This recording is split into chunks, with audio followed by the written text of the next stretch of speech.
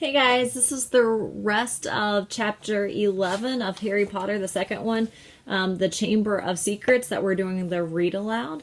I thought I might do a little bit each day so we can finish that book. Okay, if you remember, I know it's been a while, they're getting ready to try to find out who opened the Chamber of Secrets, and they're trying to use that potion to become part of the Slytherin, to see if Draco is really that person. Okay, so we're in the middle of chapter 11. Come on, said Ron's voice in his ear. Move. Come on! Ron steered him out of the hall, Hermione hurrying alongside them. As they went through the doors, the people on either side drew away, as though they were frightened of catching something. Harry didn't have a clue what was going on, and neither Ron nor Hermione explained anything until they dragged him all the way up to the empty Gryffindor common room. Then Ron pushed Harry into an armchair and said, "You're a Parselmouth. Why didn't you tell us?" "I'm a what?" said Harry. "A Parselmouth," said Ron. "You can talk to snakes." "I know," said Harry. "I mean, that's only the second time I've ever done it. I accidentally said a boa constrictor on my cousin Dudley at the zoo once. Long story. But it was telling me it had never seen Brazil, and I sort of set it free without meaning to. That was before I knew I was a wizard." "A boa constrictor told you had never seen Brazil?" Ron repeated faintly. "So," said Harry, "I bet loads of people here can do it." "Oh, no, they can't," said Ron. "It's not a very common gift. Harry, this is bad." "What's bad?" said Harry, starting to feel quite angry. "What's wrong with everyone? Listen, if I hadn't told that snake not to attack Justin..." "Oh, that's what you said to it? What do you mean? You were there. You heard me." "I heard you speaking Sparseltongue." "Parseltongue," said Ron. "Snake language. You could have been saying anything. No wonder Justin panicked. You sounded like you were egging the snake on or something. It was creepy, you know." Harry gaped at him. "I spoke a different language? But I didn't realize. How can I speak a language without knowing I can speak it?" Ron shook his head. Both he and Hermione were looking as though someone had died. Harry couldn't see what was so terrible.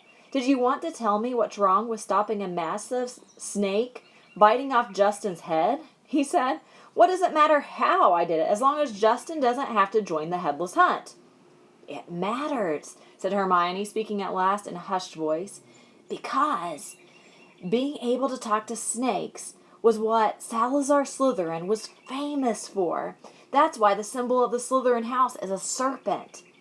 Harry's mouth fell open. "Exactly," said Ron. "And now the whole school's going to think you're his great-great-great-great-grandson or something." "But I'm not," said Harry with a panic he couldn't quite explain. "You'll find that hard to prove," said Hermione. "He lived about 1,000 years ago, for all we know. You could be. Harry lay awake for hours that night.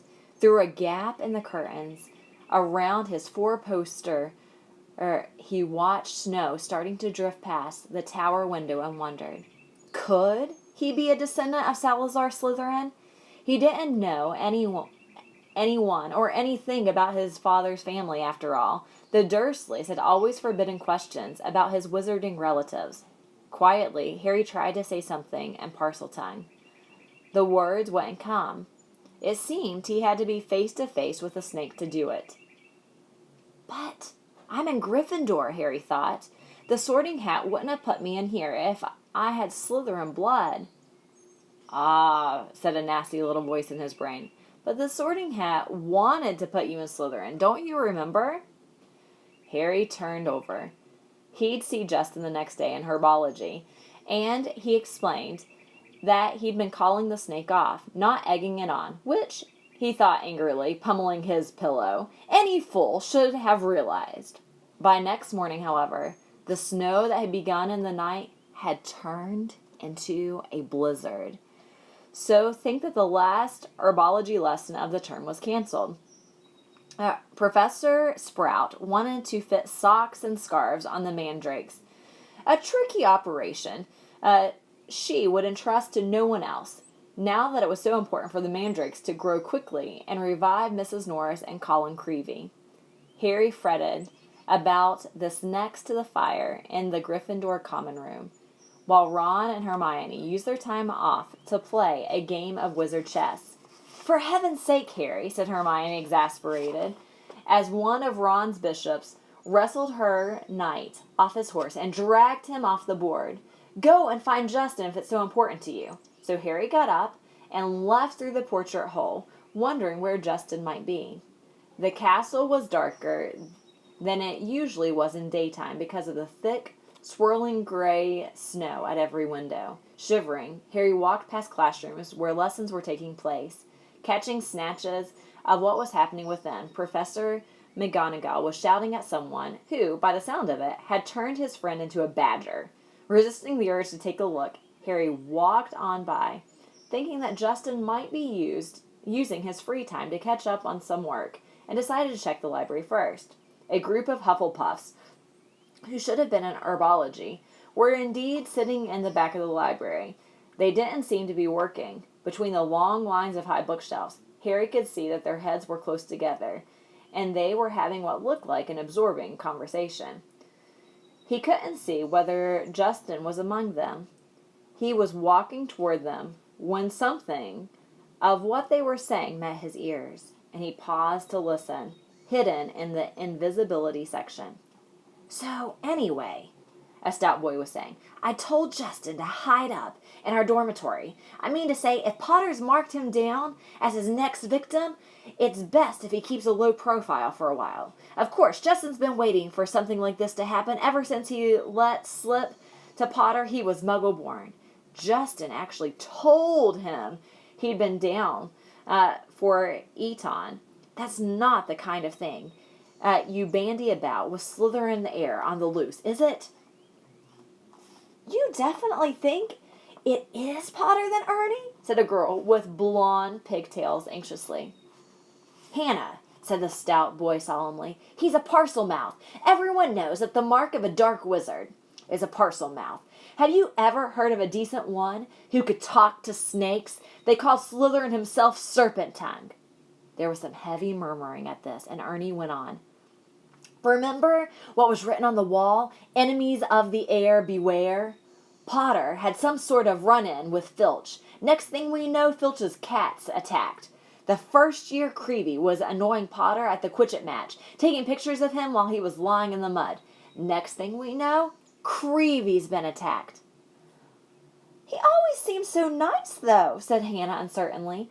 "And, well, he's the one who made you-know-who disappear. He can't be all that bad, can he?" Ernie lowered his voice mysteriously. The Hufflepuffs bent closer, and Harry edged nearer so that he could catch Ernie's words. "No one knows how he survived that attack by you-know-who. I mean to say, he was only a baby when it happened. He should have been blasted into smithereens. Only a really powerful dark wizard could have survived a curse like that." He dropped his voice until it was barely more than a whisper and said, "That's probably why you-know-who wanted to kill him in the first place. Didn't want another Dark Lord competing with him. I wonder what other powers Potter's been hiding." Harry couldn't take any more. Clearing his throat loudly, he stepped out from behind the bookshelves. If he hadn't been feeling so angry, he would have found the sight that greeted him funny. Every one of the Hufflepuffs looked as though they had been petrified by the sight of him, and the color was draining out of Ernie's face. "Hello," said Harry. "I'm looking for Justin Finch Fletchley." The Hufflepuffs' worst fears had clearly been confirmed. They all looked fearfully at Ernie. "What do you want with him?" said Ernie in a quavering voice. "I want to tell him what really happened with that snake at the dueling club," said Harry. "Why are you reading?" Ernie bit his white lips and then said, "We were all there. We saw what happened." "Then you noticed that after I spoke to it, the snake backed off," said Harry. "All I saw," said Ernie stubbornly, though he was trembling as he spoke, "was you speaking Parseltongue and chasing the snake toward Justin." "I didn't chase at him," Harry said, his voice shaking with anger. "It didn't even touch him." "It was a very near miss," said Ernie. "In case you're getting ideas," he added hastily, "I might tell you that you can trace my family back through 9 generations of witches and warlocks, and my blood's as pure as anyone's, so—" "I don't care what sort of blood you've got," said Harry fiercely. "Why would I want to attack Muggleborns?" "I've heard you hate those Muggles you live with," said Ernie swiftly. "It's not possible to live with the Dursleys and not hate them," said Harry. "I'd like to see you try it." He turned on his heel and stormed out of the library, earning himself a reproving glare from Madame Pince, who was polishing the gilded cover of a large spellbook. Harry blundered up the corridor, barely noticing where he was going. He was in such a fury. The result was that he walked into something very large and solid, which knocked him backward onto the floor. "Oh, hello, Hagrid," Harry said, looking up. Hagrid's face was entirely hidden by the woolly, snow-covered baklava, but it couldn't possibly be anyone else, as he filled most of the corridor in the moleskin overcoat. A dead rooster was hanging from one of his massive gloved hands. "Oh, all right, Harry," he said, pulling up the baklava so he could speak. "Why aren't ye in class?" "Cancelled," said Harry, getting up. What are you doing in here?" Hagrid held up the limp rooster. "Second one killed this term," he explained. "It's either foxes or a blood-sucking bugbear, and I need the headmaster's permission to put a charm around the hen coop." He peered more closely at Harry from under his thick, snow-flecked eyebrows. Surely you're all right. You look all hot and bothered." Harry couldn't bring himself to repeat what Ernie and the rest of the Hufflepuffs had been saying about him. "It's nothing," he said. "I'd better get going. Hagrid, it's Transfiguration next, and I've got to pick up my books." He walked off, his mind still full of what Ernie had said about him. Justin's been waiting for something like this to happen ever since he let slip to Potter. He was Muggle-born. Harry stamped up the stairs and turned along another corridor, which was particularly dark. The torches had been extinguished by a strong, icy draft that was blowing through a loose window pane. He was halfway down the passage when he tripped headlong over something lying on the floor. He turned to squint at what he had fallen over and felt as though his stomach had dissolved. Justin Finch Fletchley was lying on the floor, rigid and cold. A look of shock frozen on his face, his eyes staring blankly at the ceiling. And that wasn't all. Next to him was another figure, the strangest sight Harry had ever seen. It was nearly Headless Nick, no longer pearly white and transparent, but black and smoky, floating immobile and horizontal, 6 inches off the floor. His head was half off, and his face wore an expression of shock identical to Justin's. Harry got to his feet, his breathing fast and shallow, his heart doing a kind of drum roll against his ribs. He looked wildly up and down the deserted corridor and saw a line of spiders scuttling as fast as they could away from the bodies. The only sounds were the muffled voices of teachers from the classes on either side. He could run, and no one would ever know he had been there. But he couldn't just leave them lying here. He had to get help. Would anyone believe he hadn't had anything to do with this? As he stood there, panicking, a door right next to him opened with a bang. Peeves, the poltergeist, came shooting out. "Why, it's Potty Wee Potter," crackled Peeves, knocking Harry's glasses askew as he bounced past him. "What's Potter up to? Why is Potter lurking?" Peeves stopped halfway through a mid-air somersault. Upside down, he spotted Justin and nearly Headless Nick. He flipped the right way up, filling his lungs, and before Harry could stop him, screamed, "Attack! Attack! Another attack! No mortal or ghost is safe! Run for your lives! Attack!" Crash, crash, crash. Door after door flew open along the corridor, and people flooded out. For several long minutes, there was a scene of such confusion that Justin was in danger of being squashed, and people kept standing in nearly headless Nick. Harry found himself pinned against the wall as the teacher shouted for quiet. Professor McGonagall came running, followed by her own class, one of whom still had black and white striped hair.